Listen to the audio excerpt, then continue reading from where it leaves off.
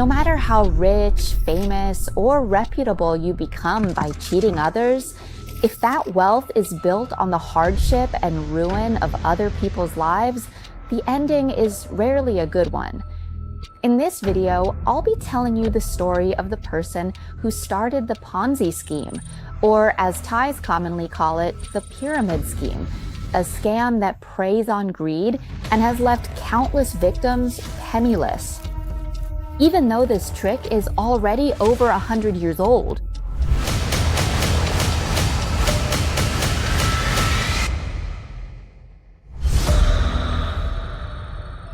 Support information about scams in this world. The people who pull these tricks don't have to be that smart or rich, but they can still sweep up people's savings, leaving them devastated. Tens of thousands, maybe even millions by now, have fallen for scams like this. So support this so that anyone who watches this clip won't become a victim again. You can support us through this QR code. Or you can support the Science Money Monster channel just by hitting the subscribe button for us. If you've already subscribed, you don't need to do it again, okay? But if you haven't yet, just hit subscribe once for us. That's enough. Whew, thank you. Charles Ponzi is the origin of the Ponzi scheme, or what's known as a pyramid scheme. At one point, he shocked the world because everyone used to think Ponzi was a financial genius. He was one of the most successful businessmen in the United States. There were even people lining up in long queues, asking Ponzi to take their money, asking him to invest their money for them. Just imagine that. But everything Ponzi built, whether it was wealth, fame, or credibility, he created it all through deception, from 0 to 100. He built his business by tricking others, making money from a completely empty, fraudulent scheme. And that destroyed the lives of tens of thousands of victims who believed in him. What kind of person must Charles Ponzi have been to be able to do something like this to others? Ponzi was born on March 3, 1882, in Italy. He was born into a middle-class family, not poor really. His father was a postman. But Ponzi's problem was, why wasn't his father as wealthy as his grandparents had been? Because his grandparents had been successful businessmen and government officials who were much wealthier. This became an issue for Ponzi. It was like a childhood complex, wondering why he wasn't as well off. He wished he had been born into a wealthy family, so he wouldn't have to worry about money or wonder if he could afford to buy this or that. He wanted to be able to spend as much as he wanted. Then, one day, Ponzi's father passed away when Ponzi was a teenager, leaving him a decent inheritance. At first, Ponzi's mother planned to use that money to send him to a prestigious university. But Ponzi refused. He didn't want to study. Instead, Ponzi chose to spend his inheritance from his father extravagantly. He bought expensive clothes, dined at the fanciest restaurants in town, went to casinos, hung out with his wealthy friends, and acted like he was just as rich as they were, spending money as if it would never run out. But then, oh boy. When you get money but don't know how to make more, and on top of that, you spend it recklessly like this, it runs out really fast. Plus, Ponzi didn't even go to college. So once the money was gone, finding a good-paying job to keep up his old lifestyle was just impossible. But luckily, he had relatives who were willing to help. His uncle offered, "Hey, why don't you come work as a clerk for me?" But Ponzi said, "Work a standard, everyday job from 9 to 5? But that wasn't for him. Ponzi thought he was destined for much greater things. He truly believed he deserved something better, so he decided to leave Italy and go search for his fortune elsewhere. The United States. In 1903, Ponzi arrived in Boston, USA. He came with nothing. He didn't have any inheritance left. Ponzi thought to himself, okay, this time he couldn't let his mother down. The only way to make sure his mother wouldn't be disappointed in him was to return to Italy as a wealthy man. In the United States, it was different from Italy. It wasn't his homeland. So he didn't have any relatives to help him out. And most importantly, he had no money left. He'd already squandered his inheritance from his father. So here in the United States, if Ponzi wanted to survive, he had to work, period. And after Ponzi moved to the US, he did everything. He took any job he could get, whether it was washing dishes, working as a clerk, selling insurance, repairing sewing machines, whatever work there was, he did it all. But taking on any job he could find, it kind of makes you wonder, like, wow, why did he end up doing so many different things, right? It's because Ponzi changed jobs really often. And the reason he switched jobs so much was that he would usually quit because he just didn't like the work at all. Or sometimes he got fired because he cheated customers. So his early life in the United States really wasn't good at all. Whatever job he did, he only earned minimum wage or something like that. So in 1907, Ponzi decided to move from the United States to Montreal, Canada, thinking that moving to a new place would make his life better. He got a job as a clerk at Banco Zerossi, but just like before, he only worked there for a short time. But this time, the reason Ponzi had to quit his job wasn't because he resigned or scammed customers. It was even more dramatic than that. Turns out, his boss, Zerossi himself, was actually a major con artist who was embezzling money from the bank's customers using a method called robbing Peter to pay Paul. That is, using money from new customers to pay the old ones. This method made people really eager to deposit their money with Zerossi because by using this trick, Zerossi was able to offer customers a high interest rate, 6%, which was double the average interest rate other banks were offering. But it didn't last long because as time went on, when there weren't enough new customers' money to pay the old ones, things started to fall apart, right? The people who didn't get their money started to get suspicious, wondering why they weren't being paid and what was going on. Eventually, those who were suspicious started digging around and discovered there it was, fraud. So the police came down on Zerossi's bank and charged him with embezzlement, but they couldn't find Zerossi anymore because he had gotten wind of it ahead of time, grabbed all the money, and ran away. He fled to Paris, leaving all the problems behind for the bank employees to deal with the police themselves. Ponzi, who was working at Zerossi's bank at the time, saw what was happening and thought, this isn't good. Naturally, Ponzi started looking for a way to escape too, wanting to bail just like Zerossi. He didn't want to stick around to answer police questions. But before Ponzi could leave, since the situation was so chaotic, he thought, man, it's this much of a mess. Since he was leaving anyway, he figured he might as well get a little parting gift. So he took the opportunity to go into the bank's transaction room and stole some blank checks from the customers. Ponzi ended up stealing blank checks from a shipping company called Canadian Warehousing Company. And since they were blank, he just carefully filled in the amount himself, $423.58. Then he very quickly signed it. Once he finished signing his name, Ponzi took that check and cashed it at another bank.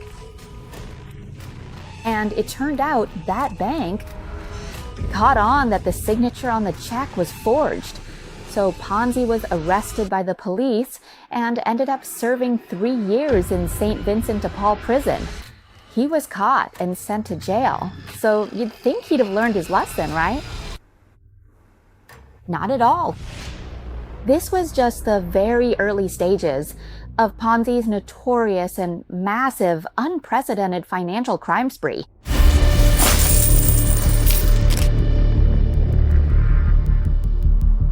After getting out of St. Vincent de Paul prison, Ponzi was still on probation for another 2 years. So Ponzi decided he might as well leave Canada and head back to the United States. If he had just gone back to America alone, no one would have said anything. But Ponzi, always looking for ways to make money because he really wanted to get rich, started to see an opportunity. So then, he decided it would be better to send the Italian immigrants back as well. So Ponzi arranged to have 5 undocumented Italian immigrants, people who had entered the country illegally, deported along with him. But Ponzi's plan failed again. He was caught by the police and ended up in jail for another 2 years. At this point, you can see that even though Ponzi wasn't particularly smart, and he definitely wasn't a good person, he really wasn't a good person at all, he was someone who was extremely persistent. Because during his second time in prison, he was sentenced to 2 years, right? He didn't just waste those 2 years behind bars. He spent that time thinking about what he could do next, planning how he could get rich again once he got out. So, after serving his full 2-year sentence, he was finally released from prison. This time, Ponzi returned to Boston, back to where it all started in the United States. He got a job as a clerk at an import-export company called J.R. Poole Company. It turned out that things started to go well at work. As his job improved, he also found love, just like in a TV series, falling for a young woman named Rose Gnecco. In 1918, the two of them got married. Rose became his wife. Rose was actually someone who loved a peaceful life, you know? She was pretty simple, just happy living a quiet, uncomplicated life like that. But Ponzi wasn't like that. Ponzi was a hopeless romantic who wanted to be the dream sugar daddy for his wife. Whether his wife actually wanted that or not, who knows? But what Ponzi wanted was to have enough money to buy expensive clothes and beautiful, luxurious jewelry for his wife. He wanted to take his wife on luxurious trips during the holidays, but being a clerk just didn't pay enough for that. So Ponzi thought, okay, then I'll just quit my job as a clerk at J.R. Poole. What should I do next? Rose's father, Ponzi's father-in-law, ran an import-export fruit business, so Ponzi decided to help out with his father-in-law's fruit export business. But not only did it not succeed, it was a total mess. In other words, it failed. But like I said, one of Ponzi's strengths was his determination and perseverance. He was the kind of person who set a goal and went for it no matter what. So after Ponzi's father-in-law's fruit export business went under, he didn't stop there. He started his own fruit export business, but it failed again. While he was running the fruit export business, he realized that he needed to spend a lot of money on expensive advertising. That's when he got an idea.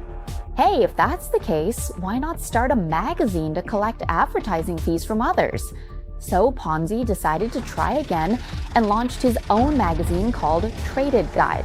His plan was to charge others for advertising, right?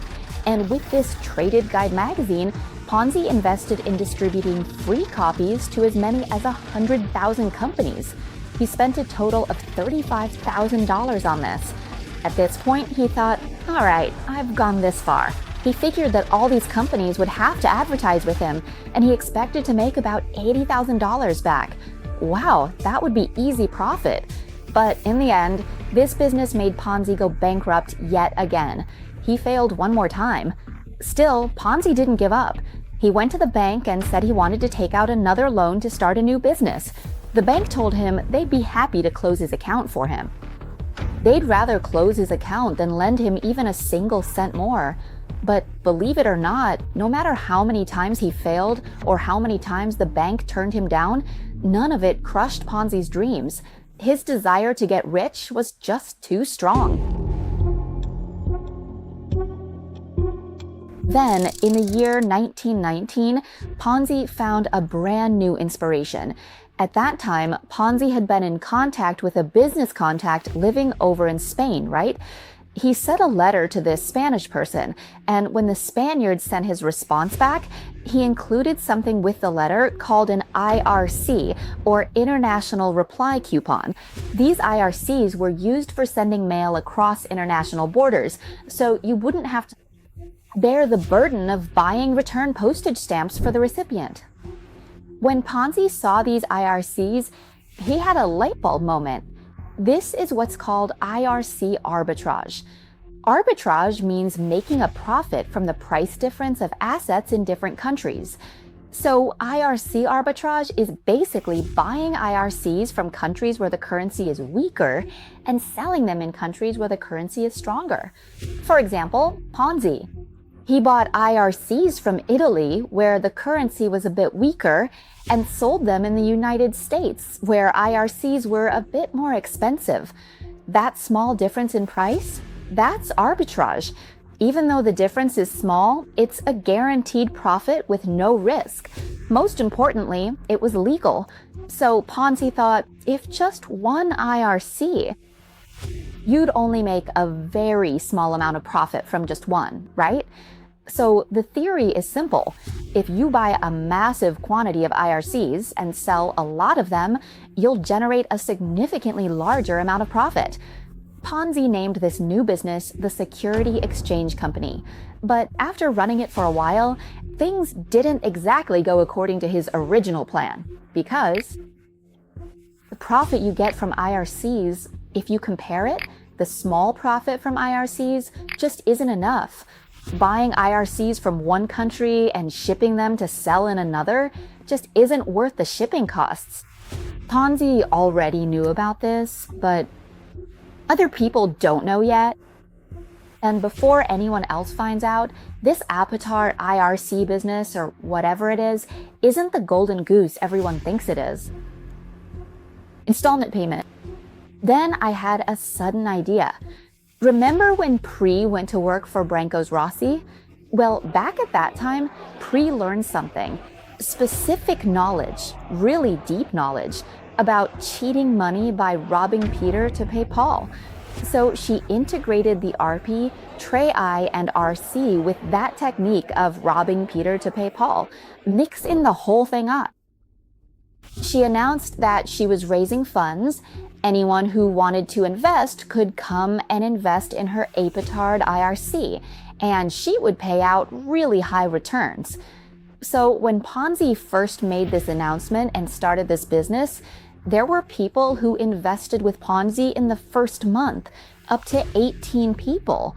And once people started investing, Ponzi would take money from new customers to pay out to the earlier ones. The earliest customers received exceptionally lucrative returns. As soon as people started getting paid and sharing their success stories with others, it went completely viral across the country almost overnight. Ponzi was offering incredibly high returns, up to 50% in 45 days, or even more if you wanted, like 100% in 90 days. Ponzi would tell the story of her business like this. She had a vast and complex network of international agents all over the world who were buying IRC in large quantities and shipping it to the United States.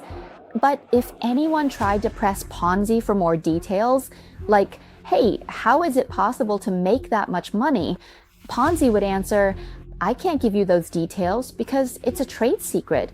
If competitors found out, it would be a problem. And when it came to those high returns, with Ponzi's high returns and the fact that people were actually getting paid, right? It didn't take long, really not long at all, before people started lining up in huge crowded lines at Ponzi's office, all pushing and shoving just to get Ponzi to take their money and invest it for them. So Ponzi kept getting more and more customers. He was making over $250,000 a day. At the height of Ponzi's business success, the Boston Post published a glowing article that praised him, saying, wow, Ponzi is a true financial mastermind. And when the Boston Post reported this, it made Ponzi seem even more credible, drawing in an even larger crowd of eager customers. And before long, Ponzi got exactly what he wanted. He owned a massive, incredibly luxurious mansion. He had a fleet of incredibly expensive cars, dressed in luxurious, high-end clothes, wore shimmering gold watches and diamonds, and went on extravagant, lavish vacations, the kind of trips that only the wealthy take. This was the lifestyle Ponzi had always told himself he deserved. This is exactly the life I deserve. But the thing is, that lifestyle he had, he got it by scamming other people out of their money, so it could only last for a short time. Ponzi's business lasted for a period of less than 6 months before people started getting suspicious, wondering exactly how he could pull off such an incredible feat. The very same Boston Post newspaper that once praised Ponzi as a financial genius and a successful businessman started to conduct a deep investigation into how he actually did it. The Boston Post began their inquiry by inviting Clarence Barron, the president of Dow Jones, to get involved. The financial manager of the Wall Street Journal, to help thoroughly investigate, analyze, and calculate what exactly Ponzi's business was all about. Eventually, the Boston Post team uncovered the startling truth. If you took the total amount of money Ponzi claimed to have made from arbitraging IRCs, he would have had to buy an unbelievably massive quantity of IRCs. A staggering 160 million of them.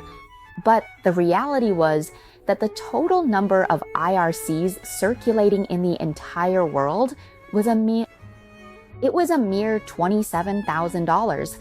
In 1920, the Boston Post published a detailed report in their daily newspaper stating that Ponzi was committing fraud.